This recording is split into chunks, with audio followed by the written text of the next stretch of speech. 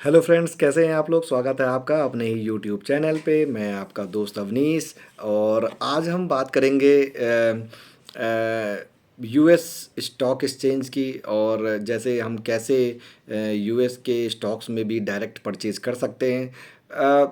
मतलब बहुत थोड़ा सा अमाउंट उसमें परचेज करने के लगाना चाहिए, क्योंकि गवर्नमेंट की रेगुलेटरी कब चेंज हो जाए और कब उसमें आपका पैसा जो है वहाँ पे ट्रैप हो जाए और निकाल ना पाओ, इससे थोड़ा सा बचने के लिए मगर हमें इन्वेस्टमेंट के हर लेग की तरफ, हर थ्रेड की तरफ ध्यान देना चाहिए, और वहाँ थोड़ा थोड़ा अमाउंट को लगा के भी उसके भी इन्वेस्टमेंट के प्रॉफिट को गेन करना चाहिए। क्योंकि कुछ कुछ कंपनी है, देखिए, कुछ यूएस स्टॉक एक्सचेंज की तरफ आदमी क्यों जाता है, मतलब आज की तरफ ट्रेंड क्यों है, क्यों क्यों ट्रेंड है यूएस के स्टॉक एक्सचेंज की तरफ।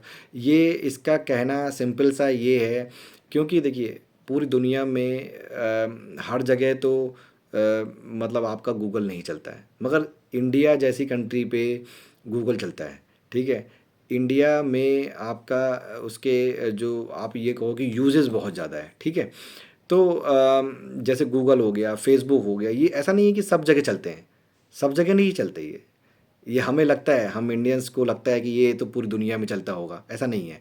ना गूगल गूगल नहीं चलता गूगल की तरह। जैसे गूगल मैप है, गूगल मैप की तरह कम से कम 12-13 कंपनी है, तो उन सब के अलग अलग मैप्स हैं। इंडिया का अपना अलग मैप है, गूगल मैप। ठीक है, तो मैप ऑफ इंडिया कह करके के नाम है उसका। तो इसी तरह से रसिया का अलग है, चाइना का अलग है, जर्मनी का अलग है, तो सबका अलग अलग है। तो वो वो वहाँ पे चलता है, मगर इंडिया में गूगल मैप चलता है। इसका मतलब कि गूगल कंपनी को डायरेक्ट प्रॉफिट होता है, और फेसबुक कंपनी को डायरेक्ट प्रॉफिट हो रहा है, क्योंकि फेसबुक वाला अकाउंट इंडिया में चल रहा है। यूट्यूब जो भी ओन कर रहा है उसको चल रहा है, प्रॉफिट हो रहा है। ठीक है, ट्विटर चल रहा है वो, उसको प्रॉफिट हो रहा है। व्हाट्सअप चल रहा है, उसको प्रॉफिट हो रहा है। तो आप जिन चीज़ों को यूज़ करते हो टेक्नोलॉजी में, ठीक है, आईटी टेक्नोलॉजी के पार्ट होते हैं ये सब चीज़ें। तो इन चीज़ों में यदि आपको डायरेक्ट इन्वेस्ट करना है, या फिर एक अदर वे भी है, वो भी मैं बताऊंगा, मगर डायरेक्ट यदि आपको इन्वेस्ट करना है तो आपको आई थिंक पहले तो एक आता था इंडिया मनी करके करके आता था, जो स्टॉक का प्रोवाइड करता था। बाद में शायद वेस्टेड भी आया हुआ है। तो इन सब कंपनी आप सर्च करोगे कि how to invest in international stock exchange या यूएस स्टॉक एक्सचेंज, तो आपके पास 3-4 ऑप्शन वो आ जाएंगे गूगल में। ठीक है, तो इनमें क्या है कि आप यदि थोड़ा सा अमाउंट डालते हो, तो और इसमें थोड़ी सी गवर्नमेंट की रेगुलेटरी भी है कि आप एक पर्टिकुलर अमाउंट से ज़्यादा उस अकाउंट में एक साल के अंदर नहीं डाल सकते। आई थिंक वो $2.5 लाख की है, मगर इतनी पैसे तो किसी के पास, रिटेलर के पास नहीं होते। ये प्रैक्टिकल बात है। तो उसमें जो है वो मतलब उसमें फिर टीसीएस आ जाता है, टैक्स कलेक्शन एट सोर्स, 5% का, यदि 2.5 लाख से ऊपर है या कुछ वो फिगर है। मुझे फिगर एग्जैक्टली नहीं याद है, क्योंकि मुझे वो अपर लिमिट तक तो मुझे कभी पहुंचना ही नहीं है, इसलिए मैंने फिगर का भी ध्यान नहीं दिए। ठीक है, तो आप उसको वो अकाउंट खुलवा के उन उन उन स्टॉक में आप अपना पोजीशन बना सकते हो। और देखिए क्या है कि इंडिया में टेक्नोलॉजी दूसरी आ पाए, इसके पीछे भी बहुत बड़ा एक चैलेंज है कि इंडिया अपनी कोई टेक्नोलॉजी डेवलप कर दे। इंडिया पता नहीं क्यों क्यों नहीं क्या करता है, इंडिया का अपनी टेक्नोलॉजी भी यूज़ होनी चाहिए, बट आई थिंक वो फाइन ट्यून नहीं है। कर सब इंडियन ही रहे हैं यूएस में जाके। ठीक है, तो हमें क्या है, इन स्टॉक में भी धीरे धीरे थोड़ा थोड़ा इन्वेस्ट करना चाहिए, बहुत थोड़ा अमाउंट। मतलब यदि आप टोटल पोर्टफोलियो मतलब 20-30 लाख रुपए का सोच के चल रहे हो, तो आप उसमें यदि 1 लाख रुपए लगा दिया, मतलब आप ये समझो कि 3 to 5% यदि आपने पोर्टफोलियो यूएस के स्टॉक में डायरेक्ट भी एंट्री कर ली। अच्छा, यूएस स्टॉक एक्सचेंज में तो यदि हमने 3% का अमाउंट लगा दिया, मान लो कि आपने 30 लाख की पोजीशन में 1 लाख रुपए इनमें भी लगा दिया डायरेक्ट। ठीक है, तो इसमें क्या है कि हमारा एक थोड़ा सा एक्सपोजर हो जाता है। और देखिए, मार्केट में यदि स्टॉक एक्सचेंज बढ़ेगा तो थोड़ा सा डाइवर्सिफिकेशन हो जाता है कंट्री वाइज भी, कि और कंट्री भी वहाँ पे जो है सारी मोनोपोली वाली मतलब कंट्री हैं, तो वो कंपनी है, तो उसमें भी आप डायरेक्ट इन मतलब आप उन उन कंपनी में भी डायरेक्ट पार्टिसिपेट कर सकते हो। राइट। अच्छा, दूसरी चीज़ क्या है कि ना, थोड़ी सी वहाँ पे एक अच्छाई भी है, मतलब आपके स्टॉक वहाँ पे जैसे पोर्टफोलियो में स्टॉक है, तो स्टॉक में आप क्या है ना कि मतलब $1 का भी स्टॉक खरीद सकते हो। मतलब उसमें मतलब वो जो स्टॉक की जो लिस्टिंग होती है वो डेसिमल की क्या बात करते हैं, वो पॉइंट के 6 डिजिट तक चलती है। मतलब यदि आपके पास $1 लाख का भी कोई वहाँ पे स्टॉक है, तो उसका भी आप स्टॉक खरीद सकते हो 1 रुपए में भी। तो उसमें क्या है कि आप को ये बड़ी ब्यूटी है वहाँ पे, मुझे बहुत अच्छा लगता है। और ये over the time Indian market में भी आएगा कि आप जैसे नेस्ले का स्टॉक है या फिर एमआरएफ का स्टॉक है, तो वो स्टॉक आप खरीदते नहीं हो। पेज इंडस्ट्री इतनी अच्छी मतलब स्टॉक है, ठीक है। और तो ऐसे स्टॉक में यदि आपके पास मतलब हम उन स्टॉक की उस प्राइस वैल्यू पे ही खरीदना पड़ेगा, एक स्टॉक मिनिमम खरीदना पड़ता है। तो वो हम अपने पोर्टफोलियो में ऐड नहीं करते क्योंकि उसका फंड ही इतना ज़्यादा है, ठीक है। मगर यूएस में ऐसा नहीं है। यूएस में आप अपने फंड में से $1 का भी स्टॉक परचेज कर सकते हो। मतलब कोई भी स्टॉक आप जो वहाँ लिस्टेड है, उसको आप $1 का परचेज कर सकते हो। अच्छा, वहाँ की एक्सचेंज जो है उसमें एक और ब्यूटी है। एक तो ये ब्यूटी हो गई कि आप $1 का भी खर्च कर मतलब कर सकते हो। दूसरा क्या है, आप $1 की आप सिप भी लगा सकते हो कि मुझे डेली $1 का स्टॉक इस स्टॉक में एंट्री करनी है, कि मुझे मतलब वीकली करनी है या मंथली करनी है। तो वो आप उसमें सिप भी लगा सकते हो। तो वो एक और अच्छी ब्यूटी है। मतलब आपको उसमें रोज़ देखना नहीं है। आपने अपना टारगेट बना दिया कि मुझे पूरे साल में वीक में मतलब मंथ साल में 52 वीक्स हैं। 52 वीक्स में मुझे एक पर्टिकुलर स्टॉक में $5 रोज़ के लगाने हैं या $1 रोज़ का लगाना है। तो मेरे पास वो एकदम बिल्कुल मस्त तरीके से जो है ना कि आप बना के मतलब आप टेंशन फ्री। यहाँ क्या है, हम रोज़ उठा के उसको देखते हैं, यार इसमें आज नीचे आया है, आज मैं खरीदूँ, कल और नीचे चला चला जाएगा, ये हो चला जाएगा। तो ये मुझे एक बहुत बड़ा गैप देखता है। मतलब मैं मतलब पर्सनली यूज़ करता हूँ। तो उसमें मुझे ये फ़ीचर जो है, 2 फ़ीचर जो हैं कि आप तो एक तो कोई भी स्टॉक उठा सकते हो, उसकी $1 पे भी उठा सकते हो। और दूसरा एक जो फ़ीचर नज़र आता है कि आप उसकी सिप भी कर सकते हो। मतलब ये इतनी बढ़िया टेक्नोलॉजी उन्होंने वहाँ पे यूज़ की है। क्योंकि वहाँ पर क्या है ना, वो एक्सचेंज इस तरह के लोड लेने के लिए तैयार है। इंडिया का एक्सचेंज इस तरह के लोड लेने के तैयार नहीं है। आप यदि सोचो कि आपके एक्सचेंज में $1 का भी स्टॉक आप खरीदने लग जाओगे ना, तो कितना बड़ा डेटा तैयार होगा। वो इसीलिए इंडिया वाला रेडी नहीं है अभी। तो वो उसमें क्या है कि मतलब ये जैसे आपने $100 का कोई स्टॉक खरीदा, मगर आप चाहते हो नहीं, मैं तो रोज़ का $1 लगाऊंगा उसमें, तो उसमें 100 ट्रांजेक्शन्स होंगे, राइट। सिंपल सी बात है। तो डेटाबेस में इतना बड़ा जगह भी, ये टेक्नोलॉजी टर्म टर्म है, बट डेटाबेस में इतनी बड़ी जगह भी तो होनी चाहिए, वो स्टोरेज कैपेसिटी भी तो होनी चाहिए, ठीक है। ये हर ट्रांजैक्शन एक स्पेस लेती है, हर ट्रांजैक्शन। तो आपके जब number of transaction he 100 time हो गए, तो फिर वो स्पेस लेने की जगह भी तो होनी चाहिए, कैपेसिटी को डाइजेस्ट करने की जगह भी होनी चाहिए। तो वो जगह नहीं है इंडिया में अभी, वो अभी ग्रोइंग फेज में चल रहा है, बट ओवर द टाइम आएगा। मुझे पूरा बिलीव है अगले 2 3 से 3 4 सालों में वो फेज़ आ जाएगा जहां हमें थोड़ी ज़्यादा हेल्प हो जाएगी। तो फिर हम अपने पोर्टफोलियो को बहुत अच्छा ट्यून कर सकते हैं। उस समय हम उसमें बंच बना सकते हैं कि भाई इसका मुझे वीकली करना है, इसका डेली करना है, और हर तरह का स्टॉक उठा सकते हैं। जैसे आपके पास एक बड़ा बंदा है आज की डेट में, निफ्टी में जाके देखो, निफ्टी के अंदर आज की डेट में कोई भी स्टॉक 2000 3000 से नीचे है ही नहीं। अब किसी के पास पैसे ही नहीं है इतने कि वो चाह रहा है कि भाई मैं मंथली $1000 लगाना चाहता हूँ, वो निफ्टी का कोई अच्छा स्टॉक खरीद ही नहीं पाएगा। उसको झक मार के ईटीएफ की तरफ जाना पड़ेगा, और ईटीएफ खुद भी $200 का हो गया है। अब क्या करोगे? तो ये एक समस्या है। तो है ना, ईटीएफ खुद भी 200 300 रुपए का हो गया है। अब क्या करोगे? और फिर वो उसको झक मार के ऐसे ईटीएफ की तरफ जाना पड़ेगा जहाँ उसका AUM ही बहुत छोटा है। अब मान लो बेचने गया और सारे लोग बेचने चले गए, तो वो तो सर्किट लग जाएगा। पता लगा निफ्टी में सर्किट नहीं लगा हुआ है, वो AUM के ETF पे लगा हुआ है, सर्किट लगा हुआ है। फिर तो आप अटक गए। तो ये समस्या अभी यहाँ इंडिया में है। मगर ठीक है, उसका दूसरा उपाय है ना। मगर यूएस की ये ब्यूटी है। और मैं चाहता हूँ कि आप यदि उसको भी थोड़ा सा होमवर्क करिए। वहाँ फेसबुक के स्टॉक हैं, अमेजोन के हैं, जीमेल के हैं, गूगल के हैं और डिज़नी के हैं। और दूसरी चीज़ और भी है कि वहाँ पे आप बिटकॉइन का भी स्टॉक है, ईटीएफ है, उस पे भी आप लगा सकते हो। और बिटकॉइन जो ये ब्लॉकचेन टेक्नोलॉजी पे बना हुआ है, उसका भी स्टॉक है। और आप ये समझो कि जो आप वॉरेन बफेट का नाम सुनते हो, जो बफेट की दो कंपनी है वहाँ वहाँ पर, उसमें भी आप, उसका स्टॉक बहुत महंगा है। मतलब वो तो मतलब कर लाखों में है, 20-30 लाख रुपए का एक स्टॉक है, आप उसमें भी पैसा लगा सकते हो। तो आपको मतलब थोड़ी सी फ्लेक्सिबिलिटी मिलती है। इसका दूसरा वे और एक वे आउट और है, यदि आप वो एक्सचेंज खुलवा के और पैसे ट्रांसफ़र करके और उसमें डायरेक्ट इन्वेस्ट नहीं कर सकते, तो एक म्यूचुअल फंड है इंडिया में जो कि इस तरह की सर्विस प्रोवाइड करता है। वो म्यूचुअल फंड शायद पराग पारिक का है। और उस में मैं उसका नाम सर्च करके बता जो दूंगा आपको कि पराग पारिक का जो म्यूचुअल फंड है उसमें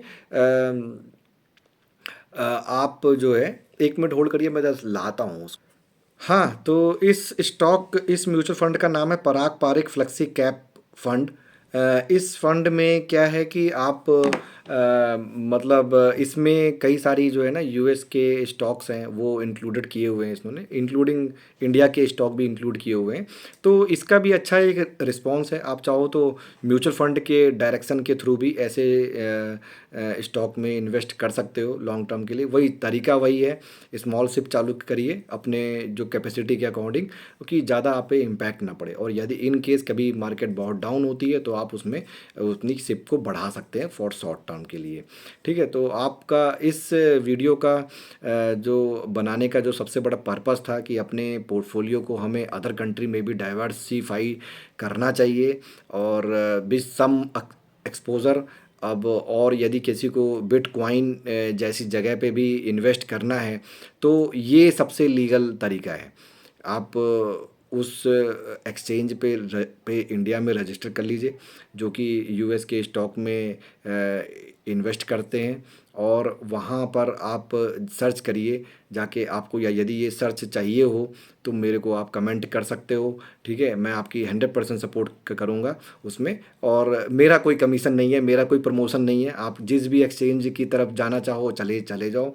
मैंने पर्सनली वेस्टेड को यूज़ किया हुआ है और उसमें मैंने खुलवाया है। तो आप मतलब किसी भी एक्सचेंज में कर लो और उसके बाद वहाँ पे बिटकॉइन टाइप में चीज़ें सर्च करो और आप देखोगे कि वहाँ बिटकॉइन या फिर उनसे रिलेटेड जो फंड हैं उनमें आप इन्वेस्ट कर सकते हो। और आप सोच रहे हो कि भाई मैं 19,000 20,000 60,000 डॉलर का मैं मतलब बिटकॉइन खरीदूं तो बेचूं कहाँ, या फिर वो करूं, वो सब लीगलिटी इंडिया में अभी सॉर्ट आउट होने में टाइम लगेगा आपको। ठीक है, आएगा तो 100%, ठीक है, आके जाएगा। फिर क्या होगा उसका वो सब पता नहीं, फ्यूचर क्या होगा, मगर इंडिया में भी वो आएगा, एक एक टाइम के बाद आएगा। ठीक है, बट आप उसमें इन्वेस्ट कर सकते हो इस चैनल के थ्रू।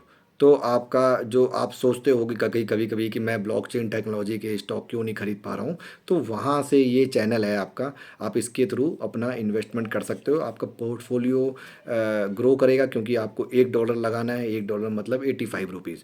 एक डॉ ए, ए, ए, मतलब 85 रुपीज़ आपने रोज़ के लगा दिए, डेली में लगा दो, तो आपका एक एवरेज आउट हो जाएगा। यू विल नॉ मतलब आपको कोई कुछ सोचने की ज़रूरत नहीं है, ना लॉगिन करने की ज़रूरत है, ना कुछ करने की ज़रूरत है। आपने उसमें 8,000 रुपये लगाए, 800 बार वो चलेगा अपना आप। ठीक है ना। तो ये तरीका है। मैं इसका जो बनाने का सिर्फ थॉट यही थी कि हमारा जो है ना कि एक डाइवर्सिफाइड पोर्टफोलियो हो। और कई सारे लोगों की जो क्वेरी आ रही थी कि हम बिटकॉइन में कैसे इन्वेस्ट कर सकते हैं, तो आपका चैनल मैंने आपको बता दिया है जो कि बिल्कुल अभी लीगलाइज है। ये इस चैनल पे कोई दिक्कत नहीं है, क्योंकि वेस्टेड या फिर इसके सिमिलर जो कंपनी है, एक्सचेंज है, इसके थ्रू हम फॉरेन एक्सचेंज में लगा सकते हैं, यूएस के एक्सचेंज में स्पेशली, नॉट फॉरेन एक्सचेंज। तो उसमें जो है वहाँ पर जो लिस्टेड कंपनीज़ हैं उनमें आप लगा सकते हो। तो आप उसमें चाहो तो गूगल का स्टॉक खरीद लो, या फिर AWS वो अमेजोन के खरीद लो, या उस तरह की और कोई कंपनी खरीद लो। तो मोनोपोली वाली कंपनी वहाँ थोड़े थोड़े सिप करके लगा सकते हो। तो उसमें उसमें पूरी लिस्टिंग में बिटकॉइन भी एक है उसके अंदर। अब वो क्या है मैंने भी ज़्यादा ध्यान नहीं दिया है, मगर वो शायद ईटीएफ है बिटकॉइन का, तो उसके थ्रू ईटीएफ में आप उसको भी इन्वेस्ट कर सकते हो। तो ये एक चैनल है जहाँ पे हम उस चीज़ को पकड़ सकते हैं, और यही मैं इस चैनल में मैं बताना चाह रहा था कि आप इन सब चीज़ों को भी करो। क्योंकि देखो हमारा जो टारगेट है वो लंबा टारगेट है। पैसा कहीं से भी बने, मगर पैसा बनना चाहिए, मेन टारगेट यही है। ठीक है, और लीगल तरीके से बनना चाहिए, उसमें कोई इलीगल वाला काम नहीं है, कोई इसमें मतलब ये ना हो कि हमने कुछ गलत कर दिया और बाद में जाके हमारे पास वो इनकम टैक्स या फिर इधर उधर से कुछ नोटिस आए। जो चीज़ इंडिया में अप्रूव्ड है, मैंने इसीलिए आपको वो चैनल नहीं मतलब बताया जहाँ से आप मतलब बिटकॉइन जैसी जगह पे डायरेक्ट इन्वेस्ट मतलब कर सकते हो। वो मुझे नहीं पता, मगर आप जो है इस चैनल के थ्रू बिटकॉइन में भी इन्वेस्ट कर सकते हो, और जो दुनिया की जो मेजर मोनोपोली कंपनी है और जिनके बारे में आप यूज़ करते हो एप्लीकेशन, और उनकी कंपनी बड़ी अच्छी चल रही है। देखिए आने वाले समय में ये सब चीज़ चलेगी कि नहीं चलेगी कोई किसी को जानता नहीं, मगर उनके जो ऑर्गेनाइजेशन है वो हमसे 20 साल आगे हैं तो हैं। ठीक है, वो हमसे 20 साल 20 30 साल 100 साल आगे हैं तो हैं। यूएस टेक्नोलॉजी में हमसे बहुत आगे है। तो आप ये मान के चलो कि यदि जो चीज़ वो कर रहे हैं या फिर हमसे अभी हमको पता भी नहीं है कि देखो क्या मतलब मेन चीज़ क्या है। जैसे आप फेसबुक यूज़ कर रहे हो तो फेसबुक आप जितना आप उसको मतलब एक्सप्लोर करते हो, उसके पीछे फेसबुक में बैकग्राउंड में क्या क्या चीज़ें चल रही हैं वो आपको पता ही नहीं चलेंगी। या यदि उन्हें कोई एक्सपेरिमेंट करना है, कोई टेस्टिंग करनी है, फेसबुक ने एक नया फीचर डेवलप किया, तो वो आपको बता के डेवलप नहीं करेगा। वो पहले आपको आपके फ़ोन पे वो इम्प्लीमेंट हो जाएगा, और वो फीचर टेस्टिंग चलती रहेगी 2 3 साल तक। और उसके बाद जब उसका करेक्शन फीडबैक और सारा इम्प्रूवमेंट हो जाएगा, तब वो टेक्नोलॉजी और वो उससे उसका इन्वेस्टमेंट का पैसा बना भी लेंगे। क्योंकि कुछ तो करेंगे ना जो अच्छा होगा, यूज़र फ्रेंडली होगा, और यूज़र उसको अडेप्ट क्या करेंगे। तो वो पैसा बनाने के बाद उन टेक्नोलॉजी को आउट करते हैं 10 साल बाद। 10 साल बाद वो टेक्नोलॉजी को आउट करेंगे कि भाई हमने ऐसा ऐसा करके ये अब फ्री ऑफ कॉस्ट है, कोई भी इसको यूज़ करो। तो ये इतनी आगे की सोचते हैं। हम तो बहुत मतलब आप ही समझो कि मतलब जीरो नॉलेज वाले लोग हैं। वो क्या सोच रहे हैं और वो हमारा कैसा यूज़ क्या कर रहे हैं। हम तो उनके लिए प्रोडक्ट हैं, मगर हमें क्या करना है, अपना पोर्टफोलियो बनाना है। तो हमें वो अच्छा है, वो अच्छा काम करें, ठीक है, मगर जो इतना आगे का सोचेगा वो कुछ ना कुछ तो अच्छा करेगा, तो वो स्टॉक भी चलेंगे आपके। तो इसमें क्या है कि आपने यदि $1,000 डाल दिया, सपोज़ करो, $1,000 डालने के बाद आपके 2 3 सालों में यदि वो आपको एक अच्छा खासा मतलब 10% का भी CAGR पे या 12% के CAGR पे भी दे दिया आपको, तो क्या प्रॉब्लम है। 200 300 रुपये $400 तैयार हो गए आपके, $400 तैयार हो गए। तो कोई बुराई नहीं है इसको करने में। और ये क्या है कि एक चैनल है, बट ये चीज़ों को थोड़ा सा संभालना कि इधर भी अकाउंट खुलवाओ उधर भी अकाउंट, थोड़ा सा हेक्टिक होता है, बट करना पड़ता है। ठीक है। Oh, thank you so much for giving your time. I think I try to make it understand for you, right? तो प्लीज़ सपोर्ट करिएगा अपने दोस्त को। और यदि किसी स्पेशल टॉपिक पे आपको कुछ डिस्कशन करना है या मेरा पॉइंट ऑफ व्यू समझना है, क्योंकि मैं थोड़ा सा सीधा बात करता हूँ, तो मतलब हमें ज़्यादा गोल गोल बात करने की ज़रूरत नहीं है, डायरेक्ट बात करनी है। हमें इन्वेस्टमेंट करना है तो करना है, नहीं करना है तो नहीं करना है, उसमें क्या प्रॉब्लम है। ठीक है, तो यूट्यूब का कम से कम इसी तरह से फ़ायदा लिया जाए कि मतलब हमने किसी का कोई बुराई नहीं करनी है, किसी की कोई प्रॉब्लम नहीं क्रिएट करनी है। बट ये चीज़ें हैं कि हमें इन्वेस्टमेंट कहाँ करना है। जो चीज़ लॉन्ग टर्म चल सकती है, दिख सकती है, उसी चीज़ को हम लोग थोड़ा सा अपना मतलब स्टॉक में कुछ होल्डिंग लेके चलेंगे, इन्वेस्टमेंट करेंगे, तो फिर वो हमारे आगे जाके सपोर्ट करे। ठीक है। Thank you so much for watching and for your patience for listening. अपने दोस्त को सपोर्ट करिएगा, सब्सक्राइब करिएगा, लाइक करिएगा। Thank you so much.